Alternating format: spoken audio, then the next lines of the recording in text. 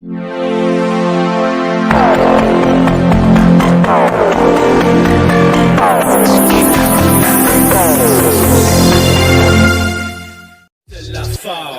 on call with the 5-9.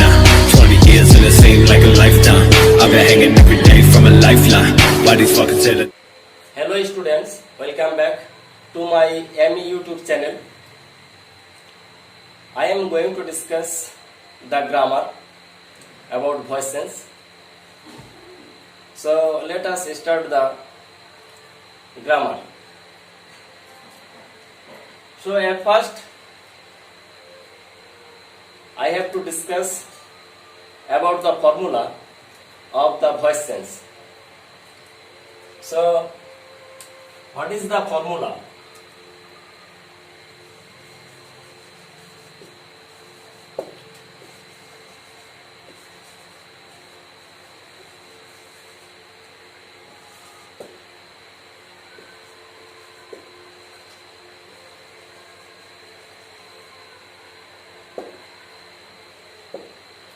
What is the formula of voice sense? So at first we have to take the steps of the voice sense. So number one প্রথমে আমাদের কি করতে হবে? সাবজেক্টটাকে object করতে হবে, সাবজেক্টকে object করতে হবে। Number two, অবজেক্টকে সাবজেক্টে পরিণত করতে হবে এবং সাবজেক্টের পার্সন নাম্বার অনুযায়ী একটা বি ভার্ব ব্যবহার করতে হবে এবং ফাইনাইট ভার্বের থার্ড ফর্মটি ব্যবহার করতে হবে এবং অবজেক্টের পূর্বে একটা বাই প্রিপোজিশন ব্যবহার করতে হবে। এটাই মূলত সাধারণত ভয়েস চেঞ্জের নিয়ম। কিন্তু মনে রাখতে হবে যে ভয়েস চেঞ্জ করার সময় অবশ্যই দেখতে হবে যে ফাইনাইট ভার্বটি যেন ট্রানজিটিভ ভার্ব হয়, অর্থাৎ সকর্মক ক্রিয়া হয়। যদি ইনট্রানজিটিভ হয় তাহলে তার ভয়েস চেঞ্জ হয় না, অর্থাৎ যে ভার্বের অবজেক্ট থাকে তাকেই কেবলমাত্র ভয়েস চেঞ্জ করা যেতে পারে। As for example, the teacher punished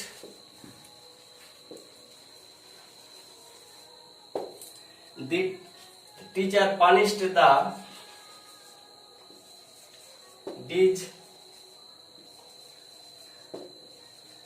disobedient boy.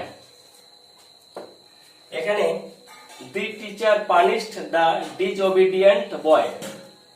শিক্ষক মহাশয় অবাধ্য ছেলেটিকে শাস্তি দিয়েছে। এটা হচ্ছে অ্যাক্টিভ ভয়েস। অ্যাক্টিভ বাংলায় যাকে কর্তৃবাচ্য বলা হয়, বাংলায় কর্তৃবাচ্য। অর্থাৎ এক্ষেত্রে মনে রাখতে হবে যে সাবজেক্ট হচ্ছে দি স্টুডেন্ট, দি টিচার।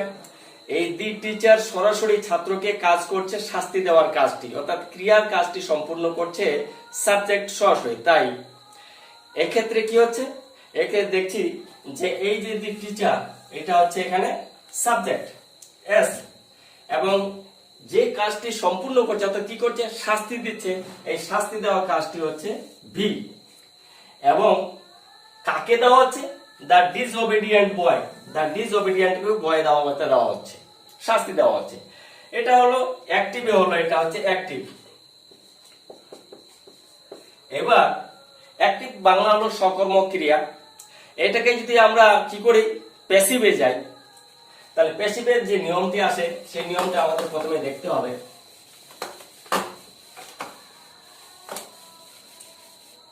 প্রথমে কি করব, এই যে অবজেক্ট, এই অবজেক্টটি দ্য ডিসওবিডিয়েন্ট বয়টা সর্বপ্রথম আমাদের রুলস অনুযায়ী নেবে। According to the formula of voice change we have to take at first the object. So what is the object? The disobedient boy. The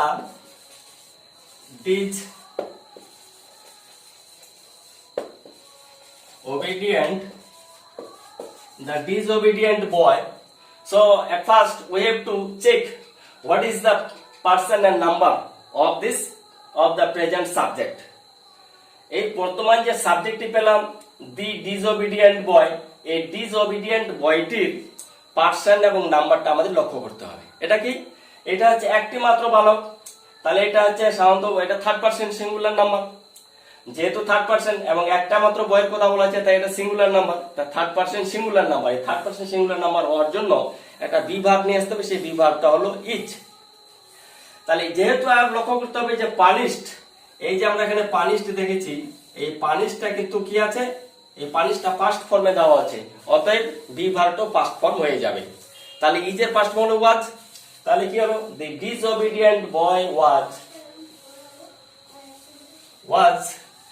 এবার পানিশডের থার্ড ফর্ম আমরা পানিশডে পেয়ে যাবো, এখানে যেহেতু আমরা ফর্মুলা অনুযায়ী থার্ড ফর্ম ব্যবহার করতে, এটা যা আছে তাই, পানিশড, PUNISHED, পানিশড।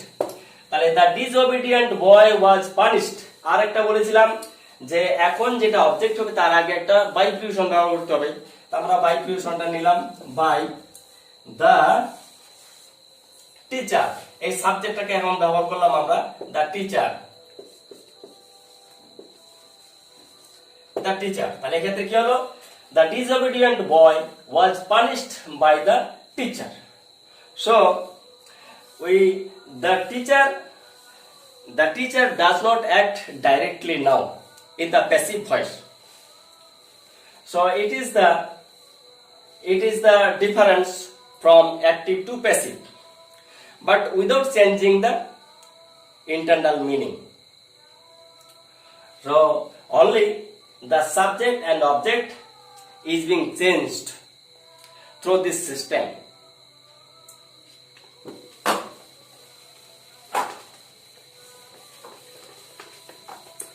আরেকটা আমরা উদাহরণ দিয়ে ভালো করে ক্লিয়ার করতে পারি।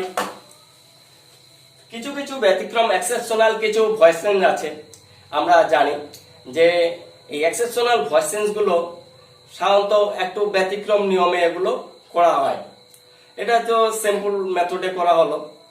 আমরা আরো দেখব, যেমন বলি, দেখো, দা ম্যাঙ্গো ইজ সুইট,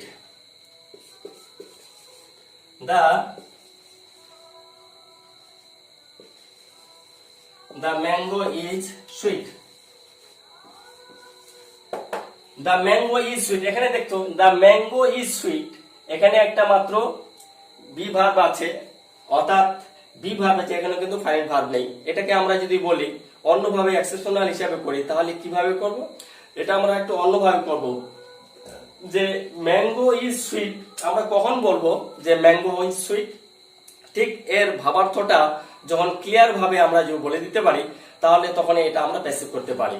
যেমন দি ম্যাঙ্গো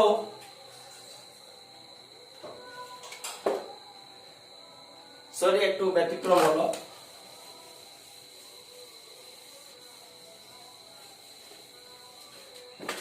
এটা আমরা আর একটু অন্যভাবে বলতে পারি।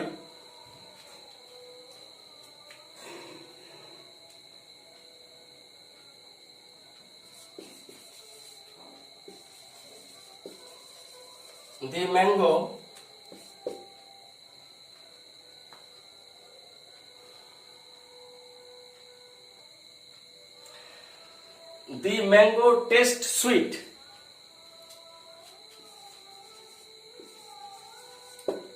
এখানে the mango tastes sweet, ম্যাঙ্গোটি মিষ্টি, অর্থাৎ ম্যাঙ্গোটি খেতে মিষ্টি, আমটি খেতে মিষ্টি। এটা যখন আমরা প্যাসিভ করব তখন কিভাবে করব? তখন এইভাবে করব, the mango is sweet. The mango is sweet when it is, the mango is sweet when it is tasted. When it is tasted. এগুলো হচ্ছে ব্যতিক্রম ধর্মী, এক্সেপশনাল। এরকম আমরা কিছু কিছু ক্ষেত্রে আমরা দেখে থাকি। তো সাধারণত আরো আমরা একটা উদাহরণ দিতে পারি এক্ষেত্রে আমাদের লক্ষণীয় বিষয় একটু অন্যরকম, এক্সেপশনাল একটা। সেটা কি? যেমন the people say that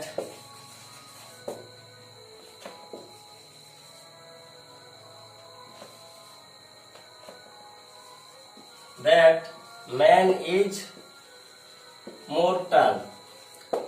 হ্যাঁ, the people say that man is mortal. এক্ষেত্রে আমরা কি করব, এটা কিন্তু মনে রাখতে হবে, এটা একটা ক্লজ, এটা একটা ক্লজ। কি ক্লজ? Noun clause. এই ক্লজটাকে আমরা যখন অ্যাক্টিভ থেকে প্যাসিভ করব, তার সিস্টেমটা কি একটু লক্ষণীয় বিষয়, একটু দেখো, তাহলে তোমরা বুঝতে পারবে। তাহলে কিভাবে করব, এটা যখন এই অ্যাক্টিভকে প্যাসিভ করব তখন লিখবো it is said. It is said, এখানে এইটুকু আমরা প্যাসিভ করে নিলাম। It is said, হ্যাঁ, it is said that man is mortal.